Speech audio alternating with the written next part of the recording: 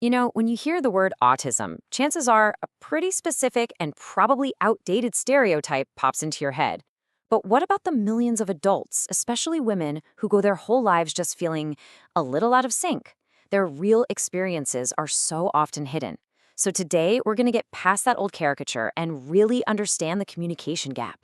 For so many adults, and again, particularly women in their 30s, 40s, or even later, a question like this can be an absolute bombshell. It's the key that finally unlocks a lifetime of confusion. It starts to answer that nagging question that's always been in the back of their mind. Why have I always felt so different? And a big reason for that is that the classic model for autism, it was pretty much built around men and boys. This leads to this heartbreaking pattern of misdiagnosis. Women end up being treated for things like anxiety or depression or even borderline personality disorder, sometimes for decades, without ever getting to the actual root cause of their struggles. Okay, so to really get what's going on here, our first step has to be just tearing down that old stereotype. We need to look at what autism isn't so we can finally start to understand what it actually is. The old stereotype paints autism like this simple, straight line, right? From a little autistic to very autistic. But that's not how it works, at all. The reality is a spectrum that hits all genders, with IQs that range from needing a lot of support all the way up to certified genius. And that myth about lacking empathy? Oh, man, so often the complete opposite is true. Autistic people can feel emotions so powerfully that it's actually overwhelming. And this is why the spectrum is so incredibly diverse. Instead of that single line, think of it more like a sound mixing board with different levels for each trait. You see, one person might have really intense sensory issues, but be pretty good with social skills. Somebody else could have the total opposite profile. Every single person's combination is unique. It's why there's that saying, if you've met one autistic person, you've met one autistic person. But hold on, if there's all this diversity, why does it so often go completely unseen? Well, that brings us to our next big idea. It's a survival strategy that explains how literally millions of adults stay undiagnosed for decades. Let's talk about the world of masking. So what is masking? At its core, it's a survival tactic. It is the constant, absolutely exhausting performance of trying to act normal. It means you're actively studying and copying the social cues of your neurotypical peers so you can hide your own natural autistic responses and hopefully just blend in. And I want to be clear, this isn't a small effort. Just imagine for a second that you have to manually calculate every single social interaction, forcing yourself to make eye contact when it feels physically painful, consciously stopping your hands from flapping when you're excited, rehearsing entire conversations in your head before you dare speak. It's like you're trying to run complex social software on hardware that just wasn't built for it. And as you can imagine, that kind of performance just isn't sustainable. It is incredibly draining. It leads to chronic exhaustion, intense anxiety, and over time, this really deep loss of who you even are. And eventually, it can lead to something called autistic burnout, which is a state of complete physical, mental, and emotional collapse, where even the most basic daily tasks feel impossible. So, to understand why masking is so necessary and why it's so incredibly exhausting, we have to look under the hood at the brain's wiring. Because this isn't about a flawed operating system. It's about a fundamentally different one. A really key area of difference lies in something called executive function. Now, if your brain was a company, your executive function would basically be the CEO's office. It's the part that's responsible for planning big projects, managing your time, organizing all your resources, and, keeping your emotions in check so you can actually get stuff done. In a lot of autistic people, that CEO's office just works differently. And this isn't about being lazy or disorganized.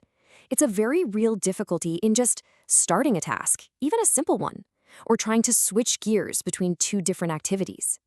They might be amazing at focusing on tiny, specific details, but really struggle to see how all those little pieces fit together into the bigger picture. All right, now here is a fascinating and so often misunderstood cognitive quirk. It's called confabulation. Basically, when the brain is under a lot of stress and it can't pull up a memory accurately, it will sometimes automatically invent details to fill in the blanks. This isn't lying. That's the key part. It's an unconscious process, and the person genuinely believes this new, filled-in memory is 100% real. And this shows you exactly how it works. First, there's a memory failure. The brain can't find the file. Then, to avoid that confusing empty space, the brain's inner storyteller just jumps in and plugs the hole with details that seem plausible, but they aren't true. And the most important part, the person then believes this new version completely. Because to their brain, it's a whole, coherent story. It feels true. So when you have these fundamental differences in how the brain is processing things, it's just inevitable that you're going to have some major disconnects in communication. And this brings us to a really groundbreaking idea that reframes this whole concept of social difficulty in autism. It's called the double empathy problem. For decades, the entire conversation was framed as autistic people having an empathy deficit. But this theory completely flips that on its head. It says, hey, wait a minute. These communication breakdowns, they aren't just the autistic person's fault.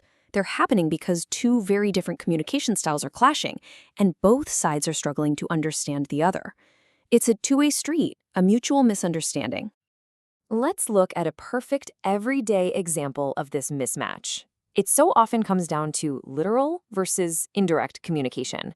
So imagine a neurotypical person sees a messy room and decides to drop what they think is a helpful, subtle hint. So the neurotypical person thinks they are making a polite, indirect request, hey, please help me clean. But the autistic person, who often processes language very literally, just hears a simple observation. The office is in fact messy, period. No request was made, so no action is taken. You see? This isn't a failure of empathy. It's a failure of translation between two different social languages. Okay, so if this is really just a translation problem, then how do we all become better translators? This final section is all about building those bridges, bridging that communication gap, with some really practical tips for everyone involved. For all my neurotypical friends out there, the biggest thing is just clarity. Be direct. Instead of hinting, just say, could you please help me clean the office? It's so much clearer. Instead of a vague, let's hang out sometime, try proposing a specific plan. And try to understand that when your autistic friend is direct with you, it's usually a sign of honesty, not rudeness. It's all about taking the exhausting guesswork out of socializing. And for autistic individuals, so much of this is about finding your people, finding those safe friends you can finally unmask with. It is more than okay to communicate your needs directly, whether that's saying, I need some quiet time now, or asking, hey, was that a joke or were you serious? The goal should never be to get better at masking. It's to build relationships where you don't have to mask at all. And that's really what this all boils down to, isn't it?